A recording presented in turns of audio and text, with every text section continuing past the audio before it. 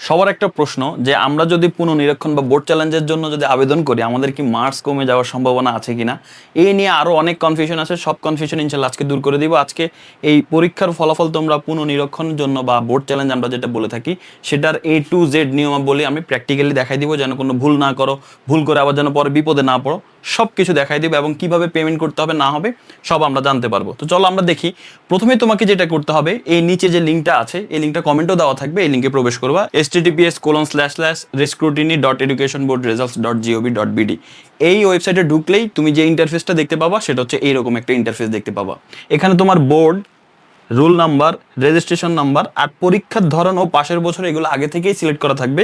তোমাকে এই উপরের এই তিনটা বোর্ড, রোল নং, রেজিস্ট্রেশন নং দিয়ে তোমাকে হচ্ছে জমা দিন এই বাটনে ক্লিক করতে হবে। আর যখন তুমি এটাতে ক্লিক করবা সাথে সাথে এইরকম একটা ইন্টারফেস তোমার সামনে আসবে, যে এখানে দেখবা তোমার নাম, তোমার রোল নং, রেজিস্ট্রেশন নং, বোর্ড এই সব কিছু দেখাবে। মোবাইল নং তখন দেখাবে না, নাম, রোল, রেজিস্ট্রেশন এবং বোর্ড এটা হচ্ছে তোমার দেখাবে। সো তুমি বুঝতে পারছো তোমার রোল রেজিস্ট্রেশন ঠিক থাকলে তোমার নামটা এখানে ঠিকঠাকভাবেই দেখাবে। এখন তোমাকে যেটা করতে হবে এখানে একটা মোবাইল নাম্বার দিতে হবে, এমন একটা মোবাইল নাম্বার দিতে হবে তোমার যে ফলাফলটা পুনর্নিরীক্ষণের পরে যে ফলাফলটা আসবে সেটা কিন্তু ওই নাম্বারেই মেসেজ দিয়ে যাবে। তাই তোমাকে এখানে একটা ভ্যালিড নাম্বার দিতে হবে। এই উপরেও যে নাম্বারটা দিবা নিচেও নিশ্চিত করার জন্য ওই একই নাম্বার দিয়ে তারপর তোমাকে জমা দিন এই বাটনে ক্লিক করতে হবে। এই জমা দিন বাটনে যখন তুমি ক্লিক করবা তখন সাথে সাথে এইরকম একটা ইন্টারফেস আসবে তোমার। এইখানে তুমি দেখবা তোমার যেই বিষয়ে যেই রেজাল্ট করছো সেটা কিন্তু দেখাবে। এখানে দেখো তুমি বাংলা, এটা বিষয় কোড দেওয়া আছে 101, 102, অর্থাৎ বাংলা আর ইংরেজিতে যদি আবেদন করতে হয় তোমাকে দুই পত্রেই একসাথে আবেদন করতে হবে। সেখানে শুধু বাংলা লেখা আছে মানে হচ্ছে এখানে বাংলা প্রথম পত্র দ্বিতীয় পত্র একসাথে আছে। ইংরেজির ক্ষেত্রেও সেম। তাছাড়া এই যে ICT, তারপরে হচ্ছে তোমার এখানে বলা আছে ফিজিক্স, কেমিস্ট্রি, এরকম আরও অন্যান্য বিষয়গুলো এখানে থাকবে। সবগুলো বিষয় এখানে থাকবে, স্ক্রল করে তুমি এখানে দেখতে পাবা। এখন তুমি নির্দিষ্ট যেই বিষয়ে জন্য আবেদন করতে চাও, পুনর্নিরীক্ষণ করতে চাও, তুমি জাস্ট এই নির্বাচন করুন এখানের মধ্যে সিলেক্ট করে দেবা। তোমার যদি তিনটা বিষয় দরকার তুমি তিনটা বিষয়ের উপর ক্লিক করবা, তোমার একটা বিষয় দরকার হলে একটা বিষয়ের উপর ক্লিক করবা, যতগুলো বিষয়ের উপর দরকার ততগুলো বিষয়ের উপর ক্লিক করবা। তো যখন তুমি ক্লিক করবা, ক্লিক করার পরে এই যে এইরকম দেখতে পাবা। মনে করো তুমি এখানে বাংলার জন্য করলা আর হচ্ছে আমাদের হচ্ছে 275 যেটা আছে ইনফরমেশন অ্যান্ড টেকনোলজি এটার জন্য করলা। তুমি এই দুইটা বাটনে ক্লিক করলে তুমি দেখবা সাথে সাথে এখানে ওই বিষয় কোডগুলো চলে আসবে এবং নিচে পরিশোধযোগ্য টাকা মানে যে টাকা এখন তোমাকে পরিশোধ করতে হবে। যেমন বাংলার জন্য এখানে কিন্তু দুই পত্রই তোমাকে একসাথে আবেদন করতে হবে, এক পত্র আলাদাভাবে করা যায় না। তো দুই পত্রে যখন একসাথে আবেদন করবা এখানে কিন্তু প্রতি পত্রের জন্য 150 টাকা করে, তাহলে দুই পত্রের জন্য এখানে 300 টাকা, সাথে এখানে এটা তো একটাই পত্র এখানে আরও 150 টাকা, তাহলে টোটাল কত হয় 450 টাকা। তো এইরকম তোমার যতগুলা নির্বাচন করবা তত হিসাবে এখানে পরিশোধযোগ্য টাকা, পরিশোধযোগ্য মানে এটা তোমার পরিশোধ করতে হবে। আর এখানে দেওয়া আছে মোট পরিশোধিত টাকা মানে তুমি পরিশোধ করছো, টাকা পেমেন্ট করছো। তো এখনো যেহেতু আমরা কোনো টাকা পেমেন্ট করি না এই জন্য এখানে টাকা জিরো থাকবে। তাহলে বুঝতেই পারছো এখানে ভালোভাবে দেখবা যে তুমি কোনগুলোর জন্য নির্বাচন করবা, সেগুলো মানে যেগুলোর জন্য আবেদন করবা সেগুলো সিলেক্ট করবা, করার পরে তুমি এখানে টাকার পরিমাণ দেখতে পাবা। দেন ফি প্রদান করুন, এই যে এখানে ক্লিক করবা। তুমি যদি এখানে ক্লিক করো এই যে এখানে দেখো লেখা চলে আসছে যে মোট পরিশোধযোগ্য টাকা, এই যে আগে তুমি যেটা দেখতে পাচ্ছিলে 450 এই টাকাটা এখানে দেখাচ্ছে। এই যে এখানে মোট পরিশোধযোগ্য টাকা এখানে দেখাচ্ছে, মোট পরিশোধিত টাকা এখনো জিরো। এখন তোমাকে টাকা পেমেন্ট করতে হবে। এখন যদি তুমি এই জমা দিনের মধ্যে ক্লিক করো তোমার কিন্তু জমা হবে না। তুমি এই জমা দিনে ক্লিক করার আগে তোমাকে এই টাকাটা পেমেন্ট করতে হবে। তো এই টাকাটা পেমেন্ট করবা কিভাবে আমি বলি। এই টাকা পেমেন্ট করতে পারো তুমি বিকাশ, নগদ, রকেট, আবার সোনালী ব্যাংকের মাধ্যমেও করা যায়। তো আমি দেখাই দিচ্ছি কিভাবে করতে হয়। প্রথমে তুমি যদি বিকাশে করতে চাও তুমি বিকাশ অ্যাপের মধ্যে গিয়ে এখানে শুরুতে দেখবা এডুকেশন ফি নামে একটা অপশন আছে। এই এডুকেশন ফিতে যখন ক্লিক করবা তখন এই জায়গার মধ্যে অনেকগুলো অপশনের মধ্যে এক জায়গায় দেখবা লেখা আছে SSC 2026 রিস্ক্রুটিনি। তো এটা যদি তুমি না খুঁজে পাও উপরে একটা সার্চ বাটন আছে, এই সার্চ বাটনের মধ্যে তুমি SSC 2026 রিস্ক্রুটিনি এই জিনিসটা যদি লিখে সার্চ দাও এটা চলে আসবে।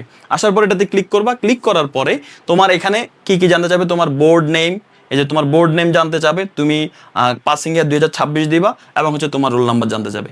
এই তিনটা জিনিস দিয়ে তুমি নেক্সট বাটনে ক্লিক করবা। কি বোর্ড, পাসিং ইয়ার এবং হচ্ছে তোমার তুমি যে মানে 26 দিবা, পাসিং ইয়ার অবশ্যই 26 দিবা কারণ 26 সালের, আর রোল নাম্বারটা দিবা, দিয়ে তুমি নেক্সট বাটনে ক্লিক করবা। আর নেক্সট বাটনে যখন ক্লিক করবা তখন দেখবা অটোমেটিক তোমার নাম চলে আসবে এখানে, কারণ ওই যে ওইখানে আমাদের অলরেডি অ্যাপ্লাই করা হয়েছে, পেমেন্ট করা হয় না বাট অ্যাপ্লাই করা হয়েছে মানে তোমার টাকা অলরেডি সার্ভারে আপলোড হয়ে গেছে। সেখান থেকে তোমার নাম দেখাবে, তোমার রোল, বোর্ড এসব কিছু দেখাবে এবং টাকার পরিমাণটাও দেখাবে।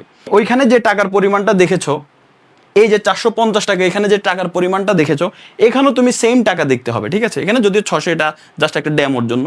সো এখানে 450 থাকলে এখানে 450 থাকবে, ওইখানে 1050 থাকলে এখানে 1050, ওইখানে 150 থাকলে এখানে 150ই দেখাবে তোমাকে। দেখানোর পরে তুমি এই যে নেক্সট বাটনে ক্লিক করবা। করার পরে এখানে তুমি যদি আসো, তুমি এই জায়গার মধ্যে দেখতে পাবা যে হচ্ছে তোমার পিন নাম্বার, বিকাশের পিন নাম্বার দিতে হবে। পিন নাম্বার দিয়ে তুমি হচ্ছে এটা পেমেন্ট করে দিবা, ঠিক আছে? এই জায়গাতে ক্লিক করে রাখলে পেমেন্ট হয়ে যাবে। দেন ফাইনালি তোমাকে একটা রিসিট দিবে। এই রিসিটটা তুমি ডাউনলোড বা স্ক্রিনশট নিয়ে রাখবা। এটা পরবর্তীতে যদি কখনো দরকার হয় তোমার লাগতে পারে। তুমি যদি কোনো বিকাশ দোকান থেকে যদি অ্যাপ্লাই করো, অবশ্যই রিসিটটা নিয়ে নিবা তার থেকে, ঠিক আছে? এছাড়াও তুমি নগদে যদি করতে চাও, একই রকম সিস্টেম। তুমি এখানে প্রথমে নগদে ঢোকার পর এখানে বিল পে অপশন আছে। বিল পেতে যাওয়ার পরে শিক্ষা প্রতিষ্ঠানে ক্লিক করবা। শিক্ষা প্রতিষ্ঠানে ক্লিক করলে তো এইখানে এসএসসির স্টুডেন্ট এটা লিখে যদি সার্চ দাও, ওই অপশনটা চলে আসবে। এখানে ক্লিক করবা। ক্লিক করার পর তোমার রোল, বোর্ডের নাম, বছর এটা দিয়ে তুমি যদি পরবর্তী দাও, তোমার নাম দেখাবে, রোল দেখাবে এবং টাকার পরিমাণটাও দেখাবে। দেন তুমি তোমার হচ্ছে ইয়ে দিয়ে, পিন নাম্বার দিয়ে তুমি হচ্ছে এটা পেমেন্ট করে দিবা। তাহলে রকেট নগদ দিয়ে কীভাবে পেমেন্ট করে সেটাও আছে, এবং রকেটের পেমেন্ট স্টাইল হচ্ছে একদমই সেম বিকাশ নগদের মতোই। তো পেমেন্ট যখন তুমি করে দিবা, পেমেন্ট করার পরে এখন তুমি জমা দিন বাটনে ক্লিক করতে পারবা। পেমেন্টটা কমপ্লিট হয়ে গেছে, এখন তুমি জমা। কিন্তু পেমেন্ট করার আগে যদি জমা দিনে ক্লিক করো, দেখবা তোমাকে বলবে পেমেন্ট এখনো কনফার্ম হয় না, এরকম কিছু একটা শো করবে। দেন তুমি জমা দিন এই বাটনটার মধ্যে ক্লিক করবা। এই বাটনে যখন ক্লিক করবা, তখন তোমাকে দেখাবে যে ধন্যবাদ, আপনার আবেদন সফলভাবে হয়েছে। তো আশা করি বুঝতে পেরেছো যে এটা কিভাবে করতে হয়। এখন তোমাদের অনেকের প্রশ্ন আছে যে বোর্ড চ্যালেঞ্জ আমরা কারা করব, বোর্ড চ্যালেঞ্জ করলে কি আমার মার্কস কমে যাওয়ার সম্ভাবনা আছে কিনা? দেখো, বোর্ড চ্যালেঞ্জ করলে নর্মালি যেটা হবে সেটা হচ্ছে তোমার মার্কস হয় বাড়বে, না হয় যেটা আছে সেটাই থাকবে।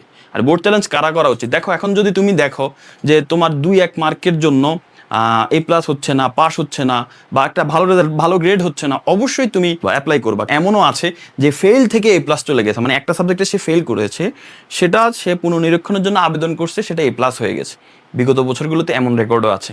তো শিক্ষকদের অনেক সময় ভুল হয়ে থাকে খাতা নিরীক্ষণ করার টাইমে, তাই অবশ্যই পুনর্নিরীক্ষণ করবা। আর এবার তো অবশ্যই তোমার সম্পূর্ণ খাতা একসাথে দেখবে। তাই অবশ্যই তোমাদের যাদের মনে করেন, তোমার নিজেও জানো যে তোমার পরীক্ষা কেমন হয়েছে, সেই হিসাবে তুমি অবশ্যই আবেদন করবা। সবাই ভালো থাকো, সুস্থ থাকো।